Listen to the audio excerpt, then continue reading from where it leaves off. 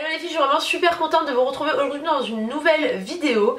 Donc j'ai décidé de vous parler un petit peu de ces livres qui ont changé ma vie. Ça fait un peu gros dit comme ça, mais vraiment j'ai envie de vous parler aujourd'hui des livres que j'appréciais le plus et que j'ai le plus apprécié depuis que j'ai commencé à lire. C'est-à-dire il y a pas mal de temps quand même. Donc voilà, j'espère que cette vidéo vous plaira et on commence tout de suite. C'est un des premiers romans que j'ai lu et c'est Elle s'appelait Sarah de Tatiana de Rosnay, je ne sais pas si on prononce le S ou pas. Il faut savoir que la Seconde Guerre mondiale me passionne au point de vue historique. Je vais pas dire que j'aime ça, mais je trouve que c'est un des moments de l'histoire le plus dramatique.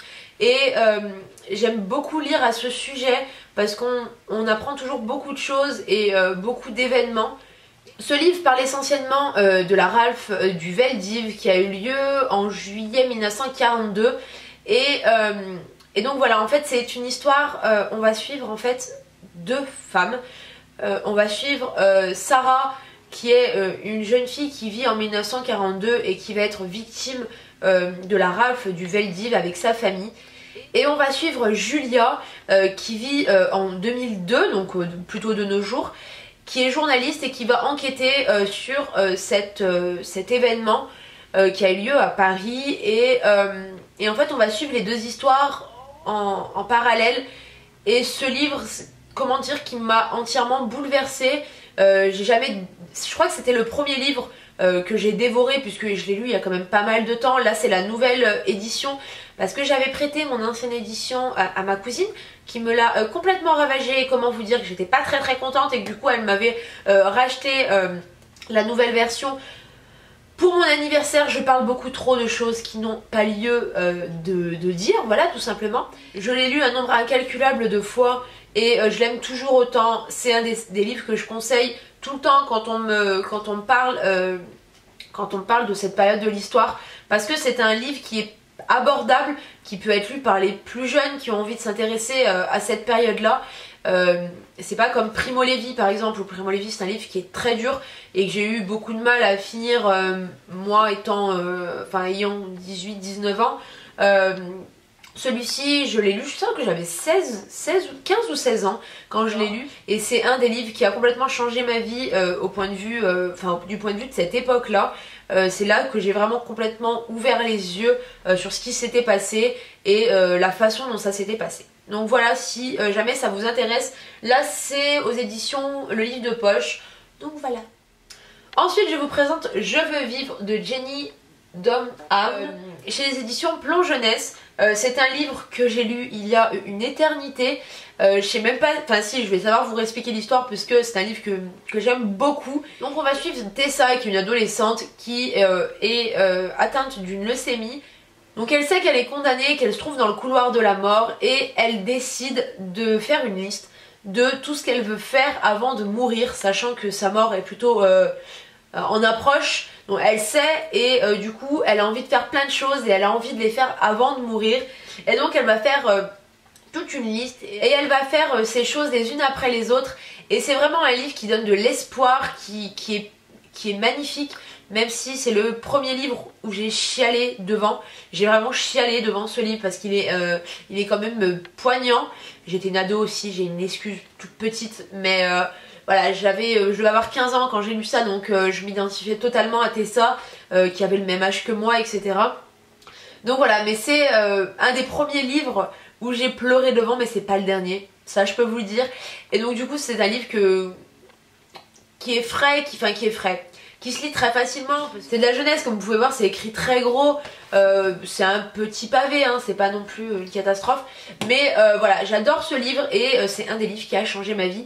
Donc je vous le présente dans cette vidéo.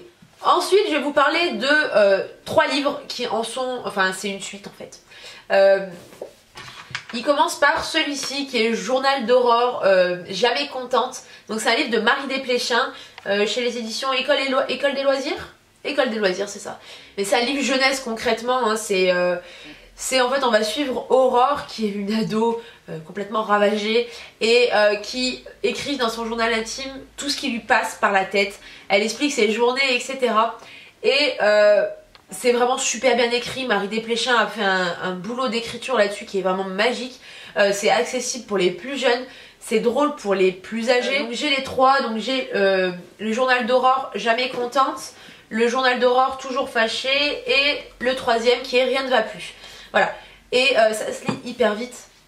Ça se lit hyper vite et c'est les premiers livres qui m'ont vraiment donné envie d'écrire ma propre histoire à moi pour raconter vraiment ce que je ressentais. C'est des livres qui sont très très faciles d'accès et Aurore raconte vraiment son histoire comme ça, elle lâche des petits bouts de sa journée, de sa vie. Et du coup c'est les premiers livres qui m'ont vraiment donné envie d'écrire ma propre histoire à moi.